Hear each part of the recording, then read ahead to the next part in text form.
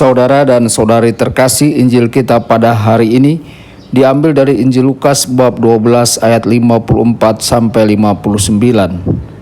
Pada suatu ketika, Yesus bersabda kepada orang banyak, "Apabila kalian melihat awan naik di sebelah barat, segera kalian berkata akan datang hujan, dan hal itu memang terjadi.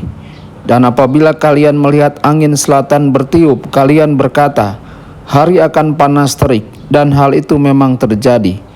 Hai orang-orang munafik, kalian tahu menilai gelagat bumi dan langit, tetapi mengapa tidak dapat menilai zaman ini? Dan mengapa engkau tidak memutuskan sendiri apa yang benar? Jika engkau dengan lawanmu pergi menghadap penguasa, berusahalah berdamai dengan dia selama di tengah jalan. Jangan sampai ia menyeret engkau kepada hakim, dan hakim menyerahkan engkau kepada pembantunya, dan pembantu itu melemparkan engkau ke dalam penjara. Aku berkata kepadamu, engkau takkan keluar dari sana sebelum melunasi hutangmu." Demikianlah sabda Tuhan.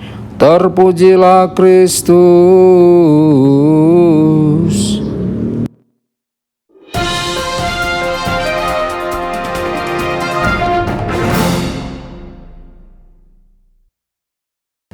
Saudara dan saudari terkasih dimanapun Anda berada, jumpa lagi dengan saya Romo Tedens dalam saluran Warta Kabar Sukacita. Semoga Anda semua dimanapun berada senantiasa dalam keadaan sehat dan bahagia. Saudara-saudari, hari ini Yesus berkata, ketika kamu melihat awan naik di sebelah barat, kamu tahu bahwa kemungkinan besar hujan akan segera turun. Di usia muda kita semua belajar untuk memperhatikan cuaca. Hal pertama yang kita lakukan di pagi hari ketika kita bangun dari tidur adalah melihat keluar jendela untuk melihat bagaimana keadaan cuacanya. Kemudian saat kita mau berpakaian, kita mendengarkan radio untuk mengetahui ramalan cuaca.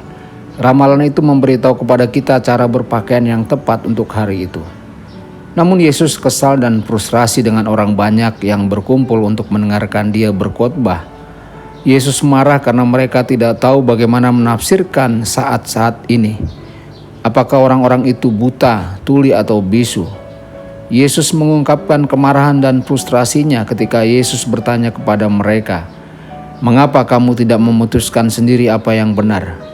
Saudara-saudari, Yesus kemudian menggunakan contoh membawa lawan kita ke hakim untuk memberikan keputusan yang adil. Akan lebih bijaksana untuk mencoba dan menyelesaikan masalah kita sebelum kita sampai ke hakim. Jika masalah kita berakhir di hadapan hakim, kemungkinan penuduh kita akan menyerahkan kita kepada hakim. Kemudian hakim dapat mengirim kita ke polisi dan mungkin saja kita jebloskan ke penjara sampai kita dapat membayar utang kita kepada penuduh kita. Saudara-saudari terkasih, Yesus hanya ingin kita memperhatikan banyak tanda dalam hidup kita. Beberapa tanda yang kita terima berasal dari Tuhan. Tanda atau petunjuk lain mungkin datang dari orang-orang dalam hidup kita, baik itu keluarga, teman, atau orang asing.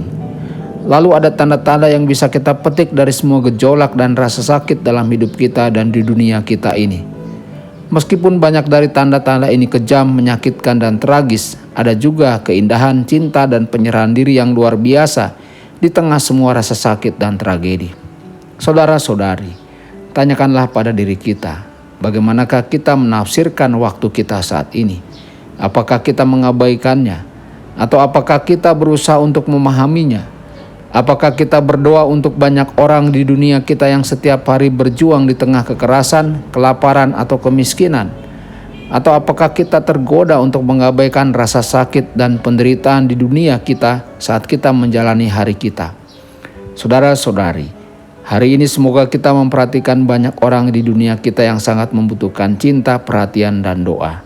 Jika kita tidak memperhatikan mereka, kita mungkin akan dihakimi karena tidak bertindak dengan cara yang benar dan penuh kasih. Tuhan Yesus memberkati dan menyertai Anda semua.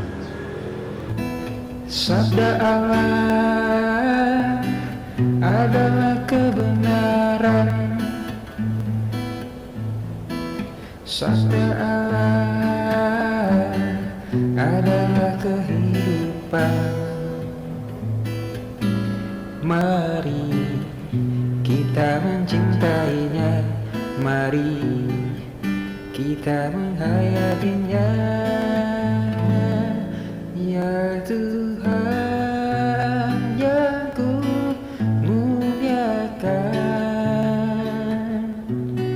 sabdamu angkat resahku.